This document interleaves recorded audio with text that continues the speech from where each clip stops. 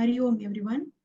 Let's recite and contemplate on today's shloka, Jnana-karma-sanyasa yoga 4.13. Chātur-varṇyaṁ mayā sṛiṣhṭaṁ guṇa-karma-vibhāgaśhaḥ tasya kartāram viddhyakartāram avyayam. The four categories of occupations were created by me according to people's qualities and activities. Although I am the creator of this system, know me to be the non-doer and eternal. Chātur-varṇyaṁ, the four categories of occupations, mayā, by me, sṛiṣhṭaṁ, were created, guna, of quality, karma, and activities, vibhāgaśhaḥ, according to divisions, tasya, of that, kartāram, the creator, api, although, mam, me, viddhi, known, akartāram, non-doer, avyayam, unchangeable.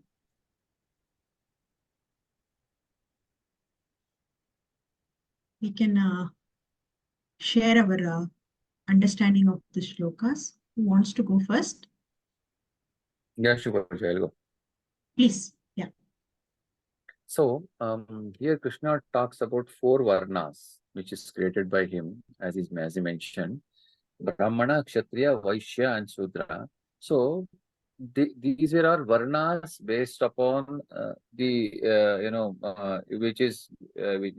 doesn't come by the birth, or it comes by the way they were. For example, a Brahmana who wants the wisdom, whether he wants the wisdom from the outside world, he may become a scientist, and want a wisdom from the Adhyatmika, he can become an enlightened master, enlightened person. And similarly, when it comes to Kshatriya, whose role is to protect the what you say, people from the attacks or any other thing. It's only the role what you need to play, rather than we claim that as a as a varna, as a casteism or whatever we say. And similarly, that comes to the person who Vaishya, in the sense, a person who does business, day-to-day activity in the in this Bhautika world, whatever that we say.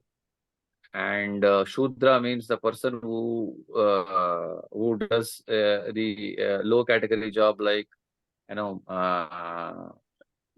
saving the chappals, might be cleaning the gutter. I mean, example I'm just giving. So these are all not by birth anybody will claim. It's a varna, the nature of job, what he does.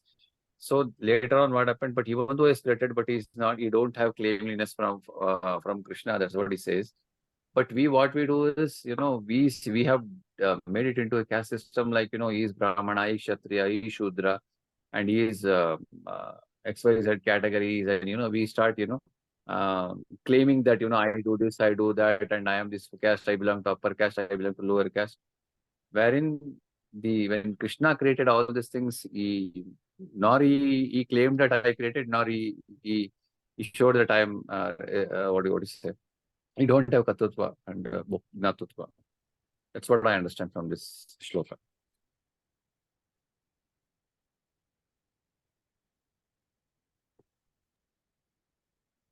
Sir, you can. Yeah, so Santosh ji, one couple of questions here. So when you say that Krishna says he's the creator, how do you see that? Is it that somebody sitting somewhere and designing and creating? What do you understand, or what is your view on when Krishna says, I am the creator? When Krishna says, I am the creator, by birth, I have birth in the one X family, and there is nothing to claim that I should not learn wisdom, or I should not read a shloka. Creation is already done, not on the basis of varnas. It's again it depends upon the individual potential, that based on his prarabdha or whatever that is from past life experience. He is, for some people, might be very good in chanting shlokas or might be in search of the wisdom, and some people might be good in protecting, and some people might be good in vyavaharika, like doing business. It is not by creation. It is by the way they take the role, and it is not it is not by birth, but it comes as a natural tendency in any being. That's what I understand. That is correct. That part is understood clearly. But the question is, here Krishna is saying, though I am the creator, although I am the creator, know me to be non-doer and eternal. So, Okay. how do you interpret that line? So, okay, when Krishna says that even though I am a creator, I am a non-doer, similarly, we should also not stick to that particular say, I am doing this particular job. Like, say I am a Brahmin and I know how to chant mantras, I know how to behave or whatever it is, and that claim should not be done, even though the Krishna, even that's what Krishna says. So the way you are interpreting is, so you and I may be doing some things in life, but do not claim the doership, is what you are trying to say here. Yes. Okay, all right. But here Krishna is saying, know me, as if, know Krishna to be a non-doer. Similarly, when I say I am non-doer, in the sense that Krishna, when the Krishna comes in me, I should claim that I am not doing that part. It could be any varnas, it could be a Brahmana, it could be Kshatriya, Vaishya, Sudra, whatever the role that I am playing, it's just a role. I am not sticking to that. But there is no, again, Akal, there is no claiming that I am doing that part. All right. Anything else you would like to say, Santoshji? This is what I understand, Vijayji. Thank you. Yeah. Hari Om, Mishaji. Hari Om, Shivaji. Hari Om, everyone. Hari Om, Ishaji. I'm so sorry. So sorry, there was no power at all. Okay, from morning, UPS ran out, so we just went. Otherwise, it was so hot at home. Sure. Manmeetji, would you like to share your views on this shloka? Yeah, sure. Like, according to this verse, these categories were created by the divine. Like, in my point of view, all these varnas will be in one person. Like, it is not based on the caste or something like that. So all these four varnas will be in one person. Like, suppose if we do some religious work, then he would be a Brahmin. Or suppose if you would act like someone who protect others, then you'd be a Kshatriya. Someone who do work for others, then you'd be like Shudra, something like that. But now it is categorized based on the caste system in our Sanatana Dharma. But here in this verse, Krishna says something like all these four varnas will be there inside one. So based on his activity, he will be fall under such category.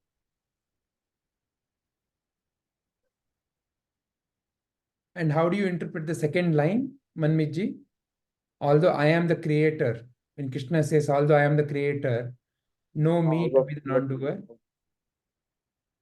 Like, yeah, so all this will be under his supervision. Like, he is the one who have subjugated it. So he is responsible, or he is the one who have done things. Yeah, so how do you see that? For example, is it that somebody sitting somewhere is designing this? When Krishna says, I am the creator of the system. Yes, Guruji. Like, he is the divine who is beyond all such actions, and he is the one who remains eternal. And unaffected by these roles.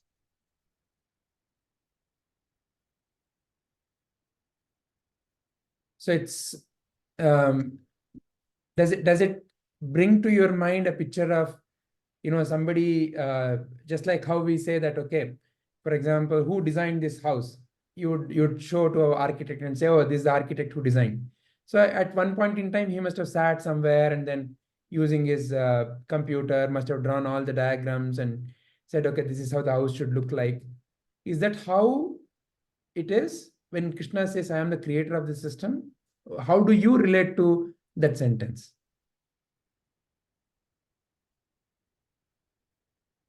Yes, Guruji. Like, even though the system was created by the divine, he himself is beyond all such action. So, as you said, he is the one who have done all these things.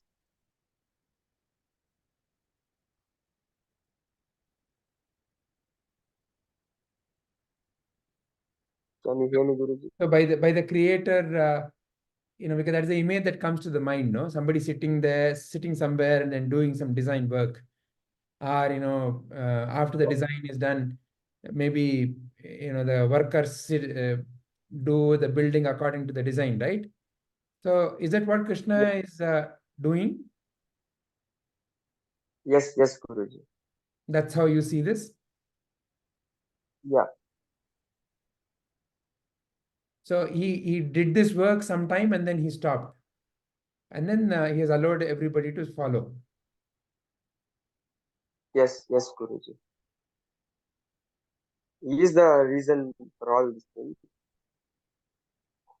And he remains eternal and unaffected by these roles. All right. Anything more you would like to say, Manmiji? No, that's what I understood from this Okay. verse. Guruji. Very nice. Thank you. Ishaji, would you like to share your viewpoint on this shloka? Yes, Vijay, I'll just try because I was reading all the shloka now. So, what I can interpret is when God says, and Krishna says, he has divided into categories. The name is given by us. So, what it means is there are 4 paths to attain divinity. Either through knowledge or spreading spiritual words, or, you know, by, you know, acting on, stuffs like that, the real doers. Or you can do business and bring some value to people, like how, who's that, Kshatriya, Vaishyas. Or you can do, you know, manual labor work. All this is all this is work that is classified to us. We put it in category these days, saying these are, you know, belonging to caste or something, and we have taken it, you know, depending on situational. We put, you know, we started saying Brahmins are, you know, on top, and Kshatriyas, then come Vaishyas, and then come Shudras. This is all man-made, like society made or whoever made it. But God has just determined, like, these are the 4 things that you know, our earth will revolve under, and through all the 4 things you can attain or you can reach me. I feel that's what he's saying. And though he has created it, he is not what he he is not stopping somebody, or he is not doing, how do I say it? Like, see, in case there is a teacher, you know, teacher is teaching in a classroom. Okay, so teacher has so many students, but each student decides whether one student want to become a doctor, engineer, or another teacher. And from the same classroom only we get thieves and terrorists also. So it all depends on the one who is there. The teacher is impartial. The guru is only teaching to all of them. So some attain certain kind of knowledge, and using what is given to them, good karma, they choose their passions. So I feel that what God is trying to say here in second line is, though I have created this, I am not the one who is pushing each one, like you have to do this, you have to do this. So it is universal, and people are there who will choose to do what they want to do and how they want to do. So this is what I have understood, Vijayji. And how do you relate to the second sentence here? When Krishna is saying, although I am the creator of the system. That's what, when he says, I am created, it's like he has put an institution. So if that's what I was saying, like, created a school. So what you want to become out of the school, it all depends on you. So he for things to choose from. I feel it is it is in us to choose what you want to do. So in normal life, I feel that, even though you are born to a soldier, you can become a yogi. There are people, I recently somewhere I read that, somebody's some very rich royal family or prime minister, somebody like that, has given up everything at the age of 12 or something and taken monk. So it is all like, you choose what you want to go into. Just because you're born into something, or just because I have created 4 divisions, I'm not putting you there. It is you who is choosing to be in some places. So if somebody is saying, I love field work, field work means literally taking things and doing it. So we have literally told he is Shudra. That is human words. For God, he is just doing his work. He likes manual labor. So if somebody is saying, I like protecting, the nation, I like, safeguarding my people as a policeman. So again, he's just, he's a human who has selected, he can be a Brahmin son who is a police officer, and somebody who's not anything, who's, businessman sons can become a teacher or become a guru. So it all, I feel God is saying, I'm just doer of the universe. So what each one does in that universe is up to their own choice and wish. So you can follow any of this 4 path and look at divine in the way you work. And that's what is, ultimate goal or ultimate way to achieve God or achieve yourself. All right. Thank you, Ishaji. Thank you. Thank you. Shubhaji? Yes, sir. Yeah. When Sri Krishna says the 4 categories of occupations were created by me according to people's qualities and activities, it means the 4 category of occupation is Brahmin, because he has the sattva guna, and Kshatriya, he has the sattva and rajoguna, and Vaishya, he has the combination of all the 3 sattva, rajas and tamas, and the Shudra, who has more of tamas guna. Why Shudras are put in that category is because they do the mechanical work, which doesn't need more of the brain stuff. Business folks are always the Vaishyas, and all this leaders and kings, they all they come under the Kshatriya. And people who do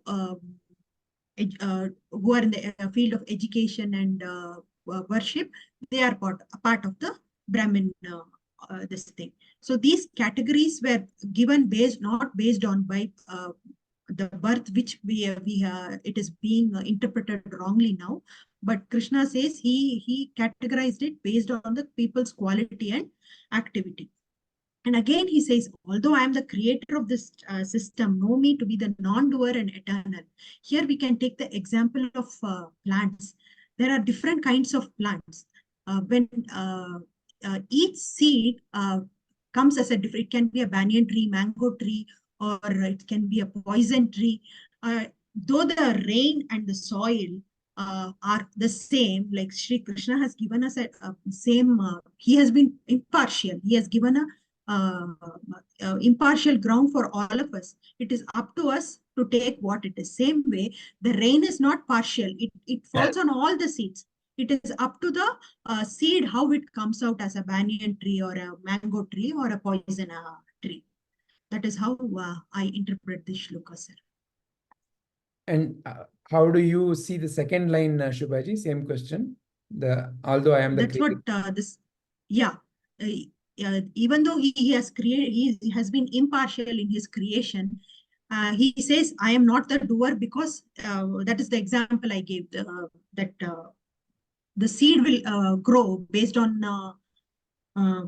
it will grow as a different this thing, even though the rain and the soil is the same. So the same way, that is how it works, right?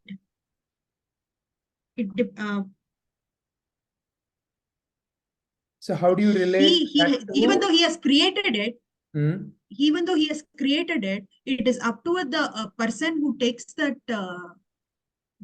qualities. It is up to the person who takes the qualities, right? Yeah. That's how I see it. And why would he say non-doership and eternal? One way of this thing that came to my mind is, in our lives, we should always take the path of non-doership, no?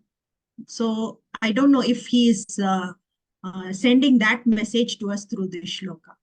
I would like to know more about that, sir. Is he sending the message that we have to have a non-doership in whatever things we do?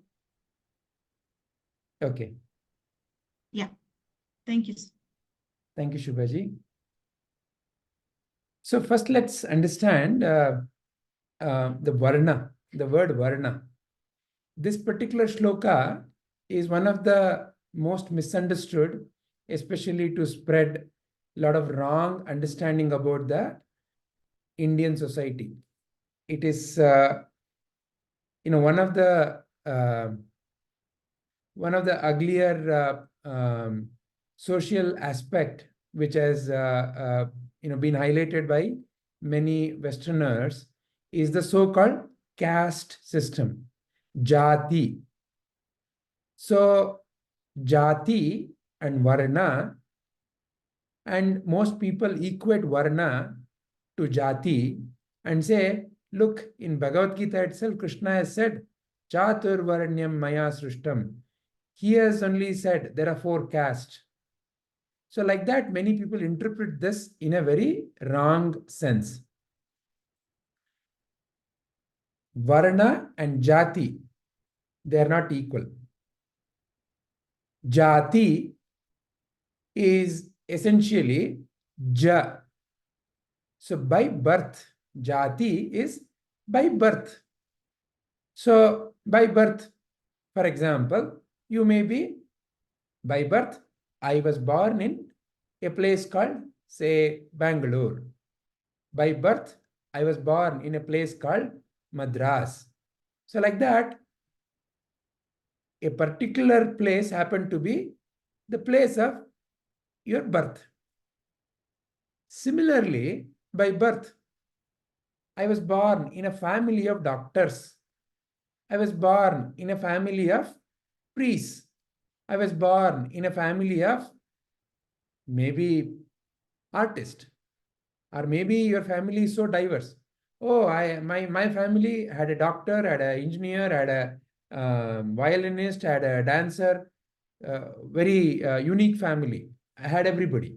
So like that, it just happens to be born in a particular place and time, and in a particular family circumstance. That is jati. So what is varna then? Varna has nothing to do with the jati. You may be born in Bangalore, you will automatically not know Kannada. You will know Kannada only if you happen to be in a family which is making a lot of Kannada sounds. Is it not? Especially today's children, they are in Bangalore and most of them cannot even read and write Kannada. So we're not talking about good or bad.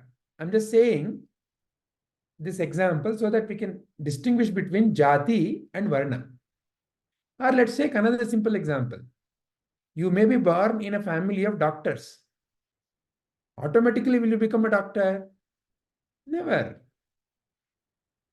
You may be born in a family of engineers, but your inclination, your interest may be in singing. So what Sri Krishna is saying here is varna. Varna means what? Literally, it just means color. Varna literally means color. So you take water, you add red ink. Now the varna of the water would be what? Red. You add blue, what is the varna of the water? Blue. So like that, depending upon the color of the ink, the water looks that color. Like that, when you notice life in and around you, we already have examined the guna. There are three fundamental gunas that we can see in everything. Tamo guna, rajo guna, sattva guna. Right? And you will find that in different proportions in different things. And what are the kinds of things that we're talking about? Everything. It may be a tree. It may be a fruit. It may be mud. It may be a particular kind of rock. It may be water. Because, you will find different qualities of water also, depending upon what has been mixed in that. Is it not? It may be a bird. It may be another person. And when it comes to person, you can clearly see various kinds of mental differences. Are there behavioral differences? And we already examined that those are because of the combination of these three qualities. We took a look at the Kumbhakarna, who is more of Tamo. Tamo means what? Darkness. Means what? Laziness. Eat, sleep. That is the nature of Kumbhakarna. That's what he likes. Rajoguna. Lot of activity. But may not be very peaceful. The activity may be born out of lot of ego sense. Ravana is an example of the Rajoguna. Sattva guna. Sattva means what?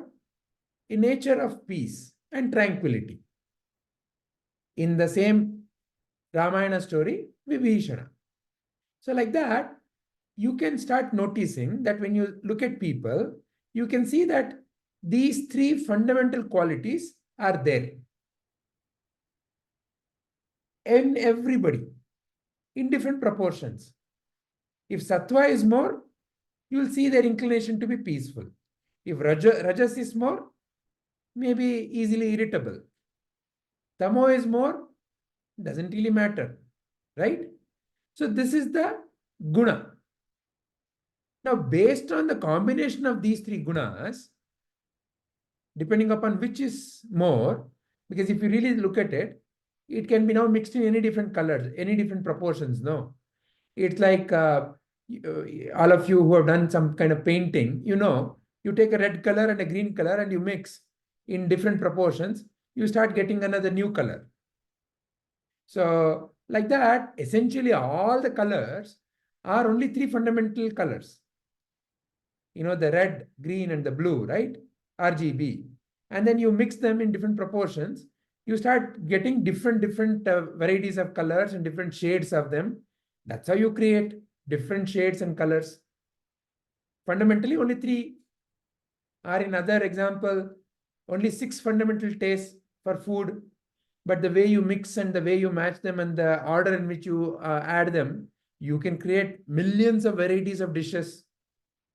So like that, here Sri Krishna is teaching us certain fundamental aspects of life. 3 fundamental gunas are there.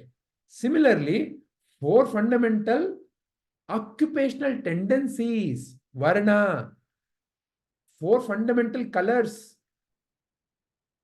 You see somebody, they have a more affinity towards using their body to do things. Some people use a tendency of calculations, numbers, but they don't like to move around maybe a lot.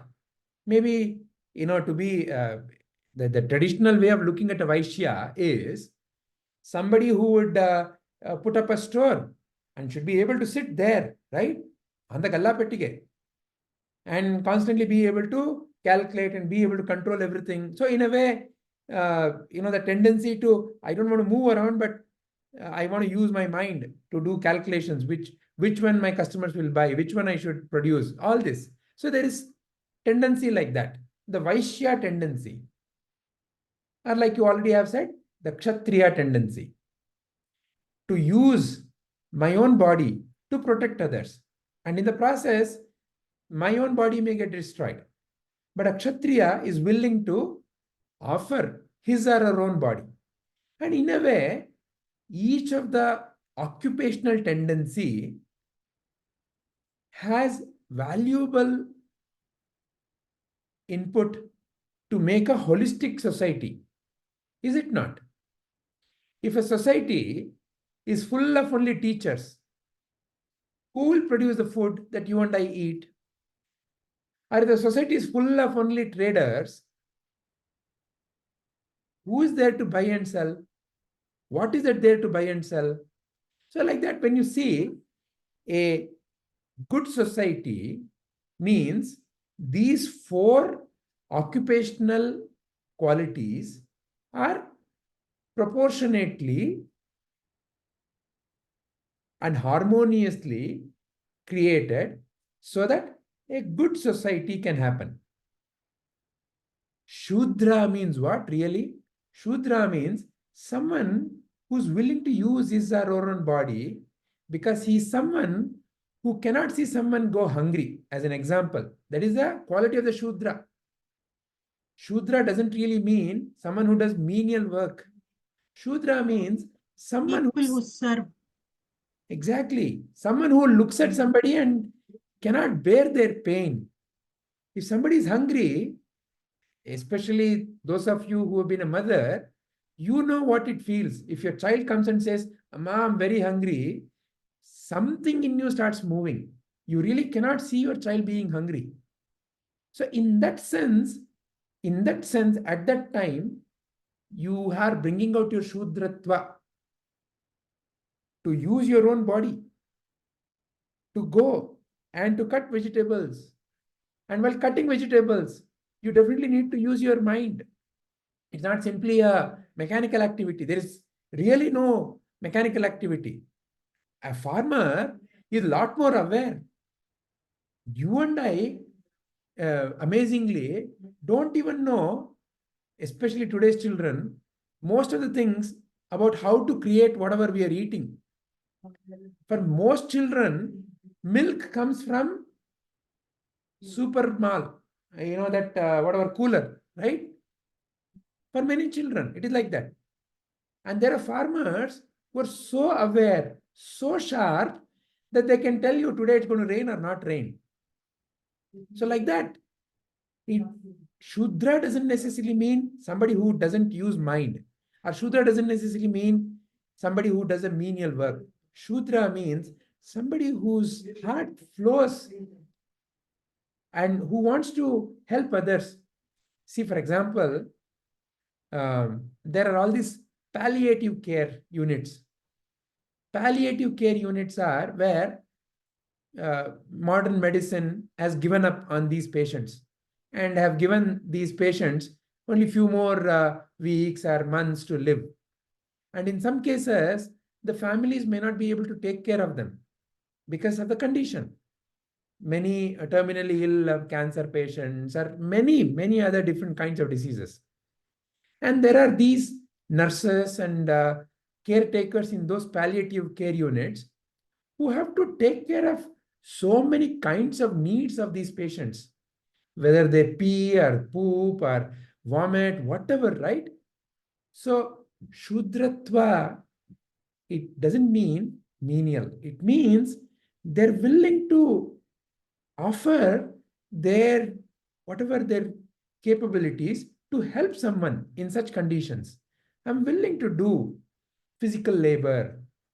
As a mother, if your child pees or poops, you will not, run away. You will simply take a cloth and whatever, you will clean. So that is a Shudra. And similarly, a Vaishya is capable of doing something for the benefit of the society by creating jobs. See, that's why here in the picture you see example of somebody like Tata. See, somebody like Tata who has exhibited an excellent Shudra Vaishya quality has created so much of wealth and distribution of that wealth. And had it not been for such entrepreneurs, where will India be? Or where will any nation be? And Kshatriya is someone who doesn't really care about his or her own well-being. Here, you're seeing the example of Jhansi, Lakshmi Bai. So they're willing to offer their own body so that you and I, see our border police or our military, they're willing to offer their body so that you and I can sleep peacefully. That is a true Kshatriya. Then a true Brahmana, again, has nothing to do with the jati. Brahmana, the word Brahmana means one whose consciousness has expanded. One whose consciousness expanded to fill this entire Brahmanda. In other words, the one who doesn't see you, me, and others and say, you are good, I am bad, or they are good, you are bad, all such differences has dropped. Someone who doesn't see me and you. A true Brahmana is someone who has realized the Brahmatva, who has realized his or her true nature. And such a being is a true role model for any society. And such a being, when need be, can even take up the arms and fight a war. When need be, can take up the cloth and wipe pee or poop. When need be, can be an excellent businessman. So Brahmana has nothing to do with a particular caste in which they are born, or the general tendency with which we recognize, oh, they do only religious activities. No, not necessary. A true Brahmana recognizes what is necessary in the society and functions according to that. What is the right activity through which now the society can be happy, healthy, peaceful? That will be the Brahmana's focus, a true Brahmana. And again, has nothing to do with in which family you are born. Mata Amritanandamayi, from a jati viewpoint, is born to a very, very menial work kind of a family. They catch fish and they sell fish. Again, there is nothing menial about it. But that's how the society looks at it. However, through our actions, through her inner realization, she is a light to millions of families. That is a true Brahmana. So what Sri Krishna is teaching us here is, like that, Arjuna, see that each one that you meet in life has a certain mental tendency. See, if let's say you like dosa, that's your preferred food, and I invite you and I say, sorry, in our house, we can only make, for example, chitranna, and that's what you need to eat. Maybe out of force you will eat. But, when I invite you as a guest, isn't it necessary for me to offer what you like? Like that, when you create any kind of a teams, right? When you make, in life also, we need to do so many things together. Is it a good idea to take someone who has a very strong tendency to protect and say that now you're going to sit in front of a computer 24/7 and you're going to do some, for example, data analysis. Such a person's mind will get bored out of it, will feel that I'm in a wrong place. They will not excel in that. Is it not? Why are they not excelling? Because you have put them in a wrong place. It is not their mistake. The mental tendency that is exhibited, and you're not matching to that. So like that, you and I should develop that awareness. In life, we tend to look at everybody as, in a same lens. Everybody is like, there's a beautiful cartoon once I saw. There's a teacher sitting at the chair and a table. And in front of the teacher, there is a fish, there is an eagle, there is an elephant.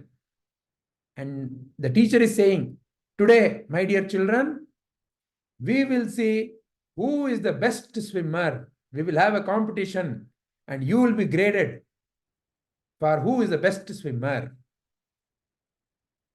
Please tell me, among the fish, elephant, and the eagle, who will be a best swimmer? Is it not unfair that the elephant is being made to swim against a fish, which is very natural?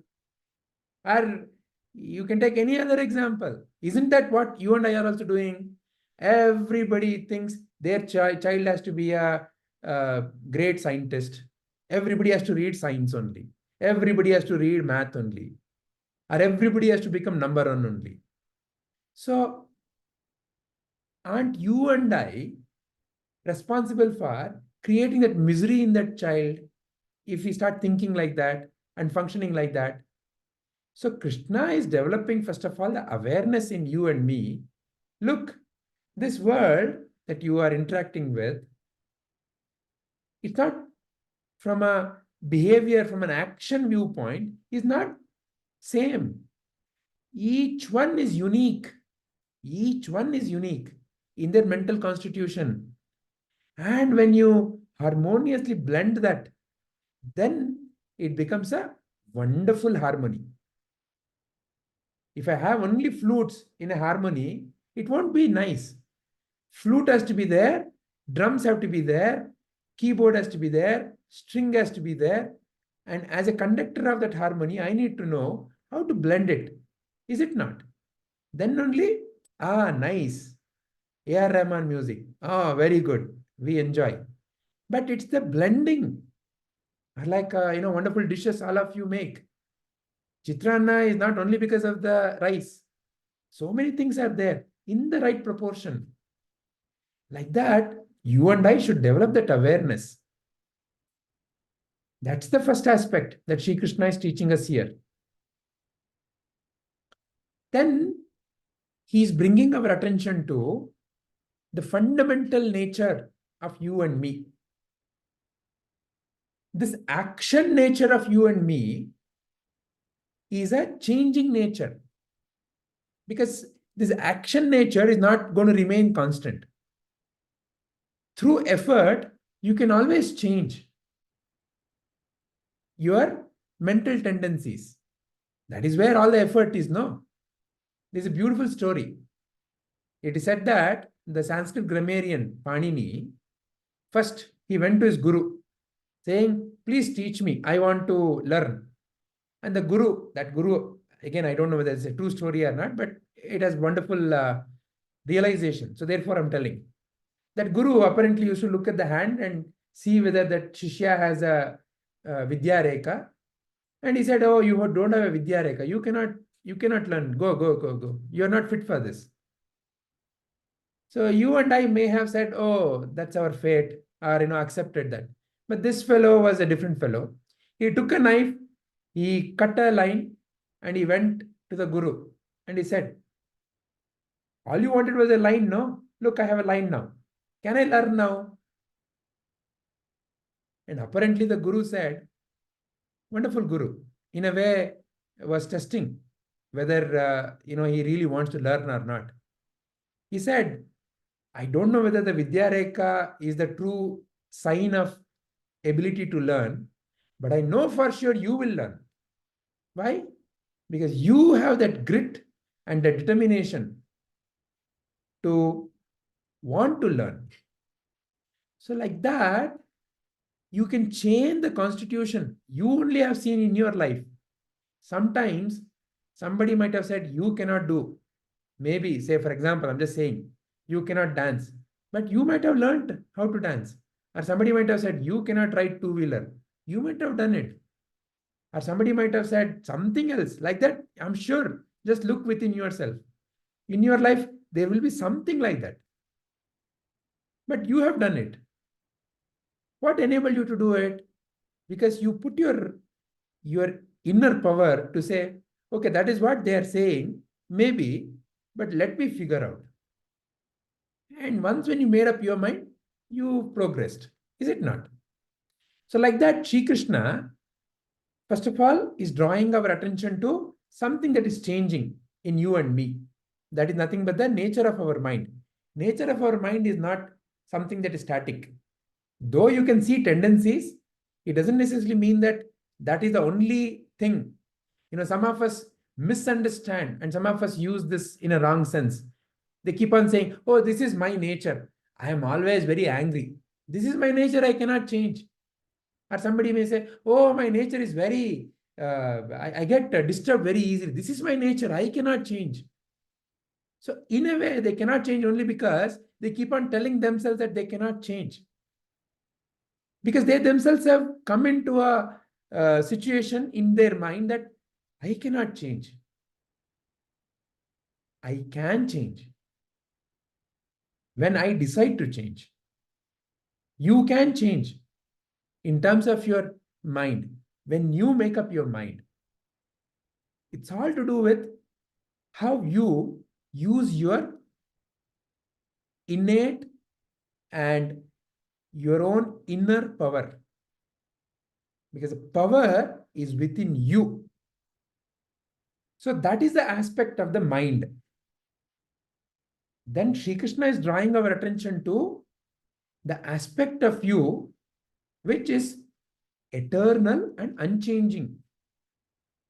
In your life,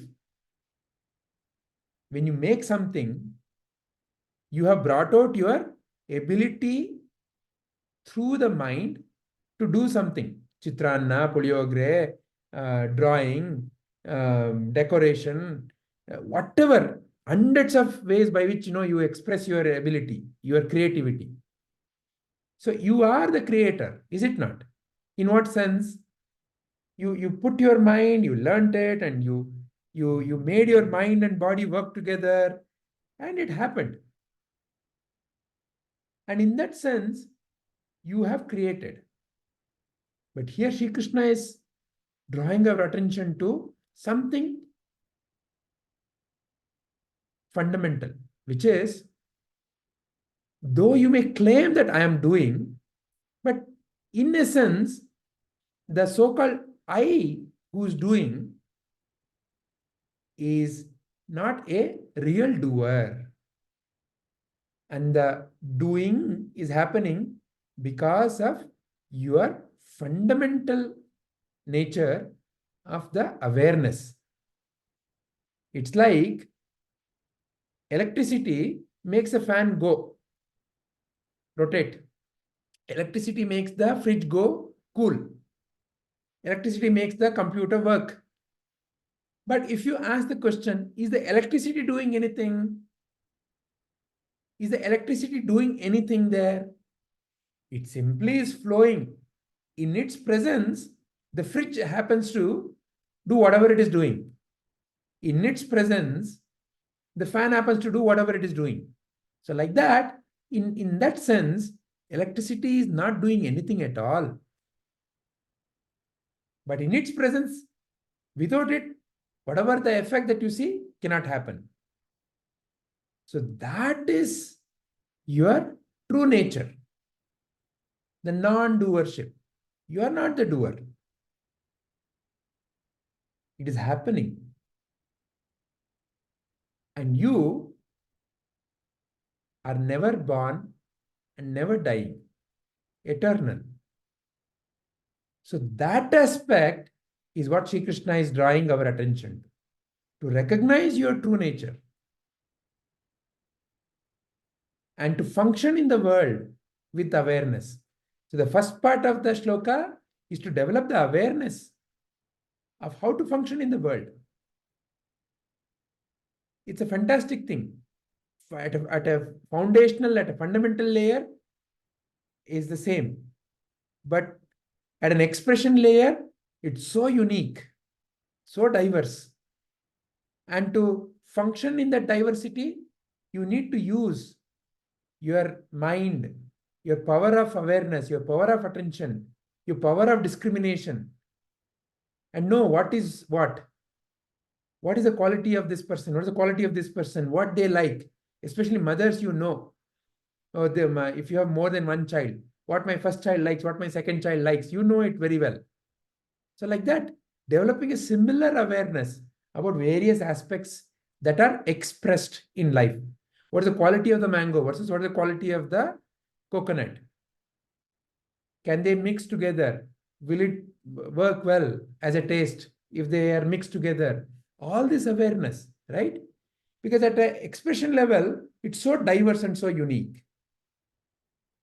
Like that, Sri Krishna, in one shloka, helping us to live a very dynamic life.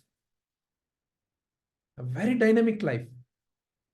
When I realize the second part of the shloka, I'm totally free inside. And when I truly implement the first part of the shloka, people will say, oh, how come, you do such fantastic chitrana, puliogre, and biryani? Because you become a master of various qualities and how to mix them, in what proportion. All right?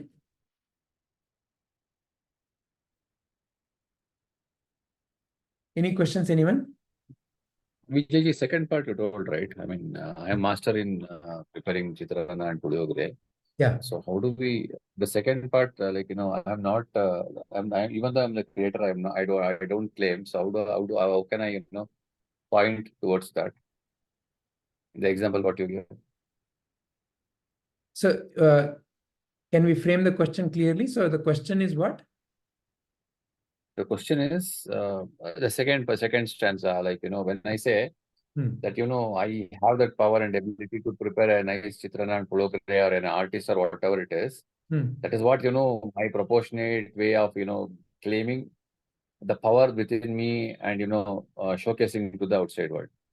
Similarly, the second stanza says, even though I am a creator, Krishna says, I am not, I'm not claiming anything. So in that way, how can I correlate with this? Correct. So see, when you're doing whatever activity you're doing, you have to be 100% in it, right?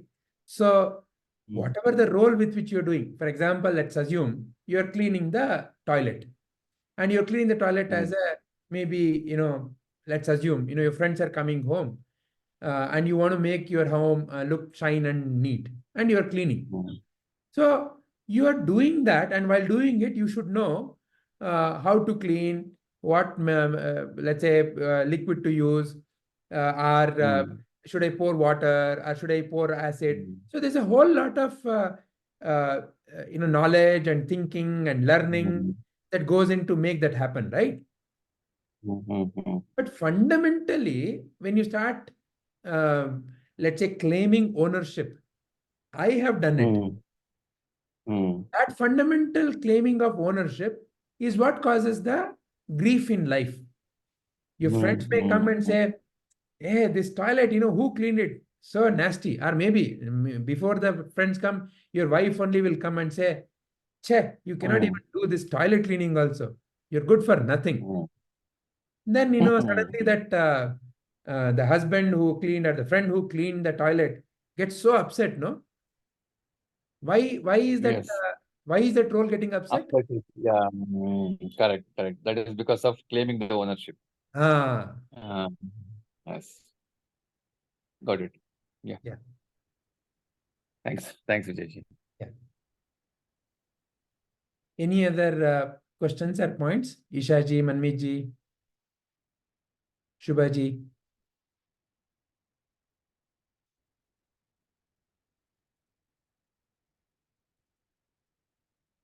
Okay. So looks like there are no more questions or any other points. Then shall we end, Shubhaji? Yes, sir. Hari Om. Hari Om.